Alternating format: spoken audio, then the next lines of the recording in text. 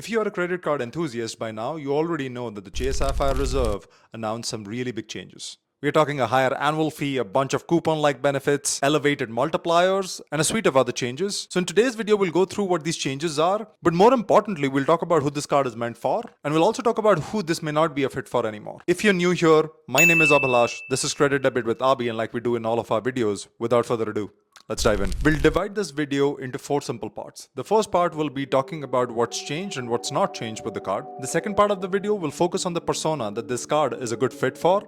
The third part of the video will focus on the personas that probably had the card before, but with its new updated version, they may not be the right fit for it. And lastly, I'll tell you what my verdict is. So let's move on to the first part of the video, which is to discuss what's not changed and what's changed with the credit card. As for the things that have remained the same, the card still has the $300 annual travel credit. You still get 3x back on dining. The Lyft credit of $120 broken down into $10 every single month remains the same. You also get Dash Pass and a $25 DoorDash credit, and it hasn't changed from before.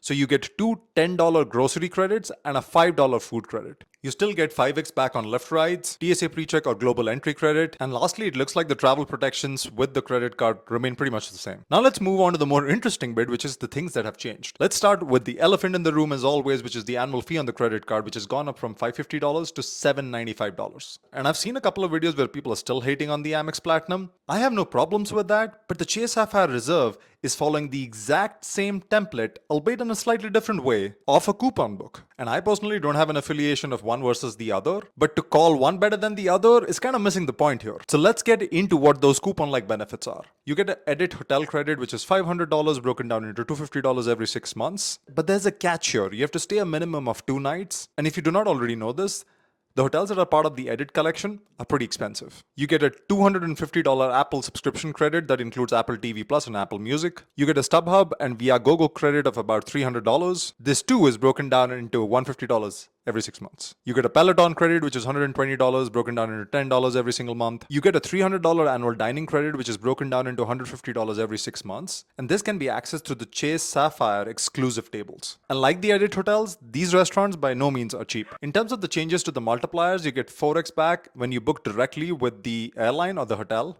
You get 8x back when you book travel through the Chase travel portal. And this has changed from the 10x and the 5x you got previously. They've taken away the 3x on travel that you earned. Unless you were using the card for cruises, Airbnbs, or car rentals, I don't think this is as big of an issue. If you were using this card for transit, and you're worried about that, well, your transit costs are anywhere between $2 to $5 every single day. And so the amount of points you're earning in a month or a year from transit because of the 3x is actually pretty minimal. And then you get 1x back on everything else. The points boost redemption has also changed, which means earlier you could get 1.5x back when you book through the Chase travel portal using points. But now some of the bookings, especially the ones that are in the luxury segment, have moved up to 2x and everything else has gone down to 1x. You also get complimentary platinum status with IHG, which is just below the diamond status. So that's all the changes out of the way. And if you've had this card before, the only thing that changes for you on the 23rd of June when these changes kick in is that you are able to access the points boost,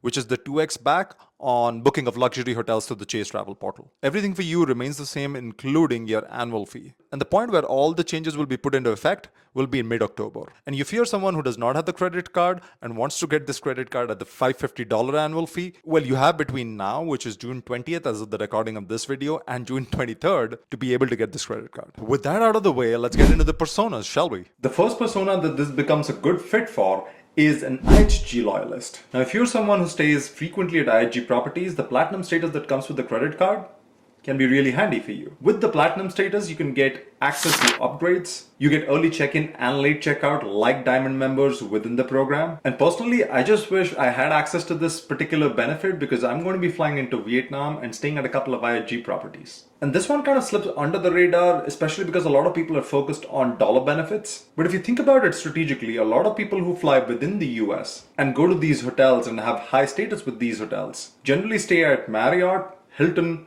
or Hyatt. So having high tier status with IHG can actually come in really handy, especially if you stay at IHG properties. Now, like I always say, it may not be as beneficial if you're doing this in the US, but if you're traveling abroad, it can come in handy. The second persona that this becomes a good fit for is the city dweller. And the reason is the $300 annual dining credit that you get with the credit card now. If you go into Sapphire Reserve exclusive tables, which is a partnership with OpenTable, you'll see that the breadth of choice with the restaurants is so much higher if you live in cities like New York, Chicago, LA, San Francisco. So if you're trying to extract a lot of value from this credit card, this $300 can help subsidize the $795 annual fee in addition to the annual travel credit that you have. The one that's pretty obvious is the luxury traveler, and there are multiple reasons why this is a good fit for them. Number one is the $500 hotel credit that you get for the Edit collection of hotels with Chase. And most of the hotels that you'll see within this collection are luxury properties. If you're someone who stays at luxury properties at least a couple of days every 6 months and pays out of pocket, this is a no-brainer. Moreover, the card retains access to Chase lounges as well as priority pass lounges. It also gives you an elevated 4x back when you directly book with hotels and airlines. Now let's talk about who this card is not a good fit for. And the first persona that comes to mind is the casual traveler. Now for a casual traveler who had this card before, it might have made sense because even if you travel once a year, you can use the $300 annual travel credit and you get priority pass lounge access, which can get you and potentially some members of your family into lounges. And you're earning in the Chase ecosystem, so you can use that for cashback or use 1.5x times redemption when using the Chase travel portal. Well, most of that equation has now changed. Even if you get $300 back from the annual travel credit, you still have a difference of $495 on the top end that you need to make up. If you travel only once a year with your family, let's say, you're probably not going to be able to use all of the credits that come with the credit card, especially the $500 hotel credit that you get for the Edit collection. And while the 4x back on hotels and airlines might seem lucrative, if you're traveling once a year or you're a casual traveler, you're not spending as much money to make the point differential worth it. The second persona that this may not be a fit for is a family person. If you're trying to optimize expenses for your family, while the $245 might not seem like much, it's a significant change in annual fee, and in the way it requires you to live your life to be able to make the most of your annual fee. So it's not just about the $245, it's also about what that $245 means. Now, people in this community love breaking down the numbers and being rational about things. Most people aren't though.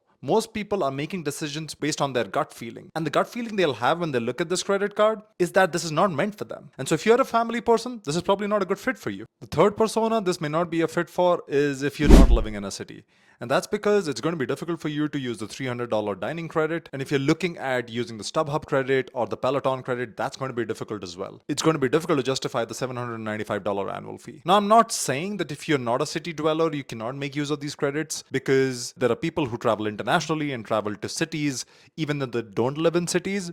But more often than not, a majority of the people who are not city dwellers probably will not find the value from this credit card like the American Express Platinum. And the last kind of persona that this card may not be a fit for is if you're a value seeker. And while you might find value in optimizing for each of these benefits, if you're a value seeker, what you're looking for is, let me find out the things that I already spend on and then see if a card offers me value against that. Moreover, you're looking for a relatively easy way to be able to get more return on what you're investing in than the money you put in. This card has made it more difficult to move in that direction. So with those personas out of the way, what do I think of the credit card? I don't think this is going to be a surprise to anyone if you've seen any of my previous videos, but I'm going to spell it out. I do think this card's become slightly better for me, but I still have to evaluate it. Now, the $300 annual travel credit, the $300 dining credit are pretty easy for me to use. The one that I have a mixed opinion about is the Edit collection. While that $500 looks lucrative, I do have a bunch of free night awards,